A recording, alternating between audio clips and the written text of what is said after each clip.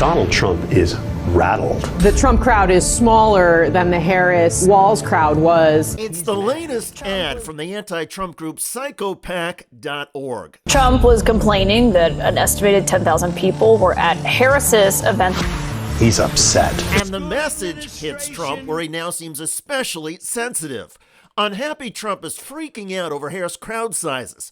Donald Trump's obsession with crowd size reaches a new low. Trump gets bigly mad at being asked about Harris crowd size. Oh, Donald, do you ever stop whining? Kamala, she was here a week ago, lots of empty seats. Not enough people want to go to his rallies anymore. They want to go to Kamala Harris's rallies.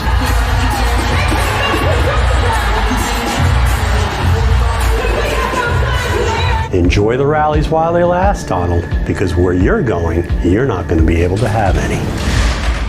Learn more at psychopac.org. Anti-Psychopath PAC Inc. is responsible for the content of this advertising. And that advertising is brutal because it makes several crucial points. First, the ad reminds viewers that Donald Trump is a convicted felon. Second, there are indications that enthusiasm for Donald Trump is dropping off just as the Harris rallies are getting more crowded. And finally, the ad points out that Donald Trump's narcissism never ends. Trump is clearly obsessed with having the biggest rallies and attracting more people than anyone. And Trump doesn't just compare himself to Kamala Harris. At a recent news conference, Trump compared his January 6th Stop the Steal rally to the 1963 March on Washington when Dr. Martin Luther King delivered the I Have a Dream speech. And I've spoken to the biggest crowds. Nobody's spoken to crowds bigger than me. If you look at Martin Luther King, when he did his speech, his great speech, and you look at ours, same real estate, same everything, same number of people, if not, we had more. And they said he had 1 million people, but I had 25,000 people. But when you look at the exact same picture, and everything's the same because it was the fountains, the whole thing, all the way back to from Lincoln to Washington, and you look at it, and you look at the picture of his crowd, my crowd, we actually had more people. Actually, Donald Trump did not.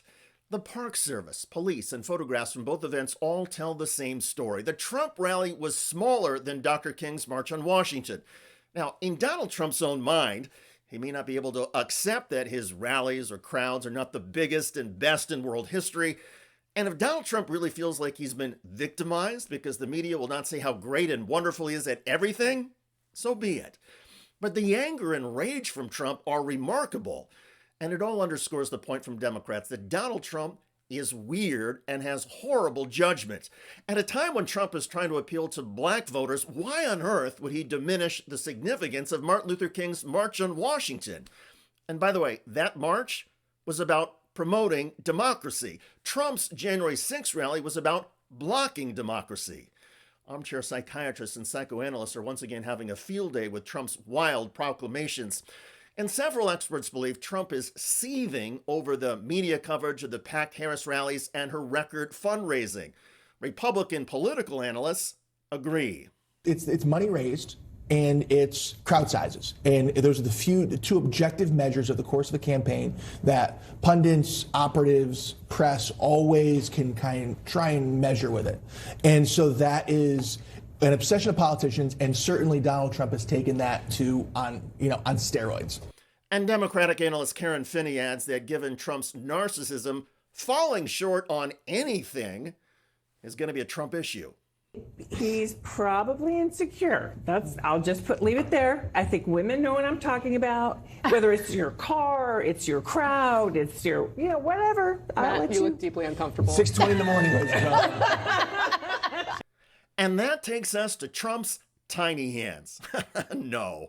In all seriousness, Trump is obviously annoyed that Kamala Harris seems to have energized and unified Democrats in a way that Joe Biden could not. And the Trump anger is coming through. As the Salon headline says, Donald Trump isn't fun anymore. Quote, he was dour and angry and frankly is starting to look a whole lot older. Just in the past few months, he's not enjoying himself and it shows. And compared to the excited crowds greeting Harris and Walz this week, this sad, pathetic appearance seemed almost funereal. Donald Trump isn't fun anymore. I think he's considering for the first time that he might lose again, and he's not psychologically equipped to deal with that reality. Sure, he'll fight it and tell his supporters that it was stolen and perhaps even incite more violence, but deep down he knows he might actually lose, just as he knows deep down that he lost in 2020. There's a look of panic in his eyes right now. If he fails this time, he might just break apart at the seams. And adding to the pressure, groups like psychopath.org are filling the airwaves with ads that hit Trump where he seems most psychologically vulnerable, on his size and his impotence. And it's not just political, it's personal. Trump surely knows that, adding to his rage. By the way, Donald Trump and J.D. Vance are both imploding over the couch sex jokes about Vance. I can't wait to debate the guy. That is if he's willing to get off the couch and show up. So, you see what I did there? This is what they do, I think, is they latch onto a message and they try to sell it even if it's fake. J.D. Vance probably didn't help with the story about him and a couch by mansplaining.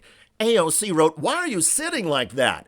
generating 23 million views. If you're going to be in politics in the social media age, you've got to kind of have a thick skin and just do what you need to do. What Vance's Democratic counterpart Tim Walz did in Philadelphia was bring down the House.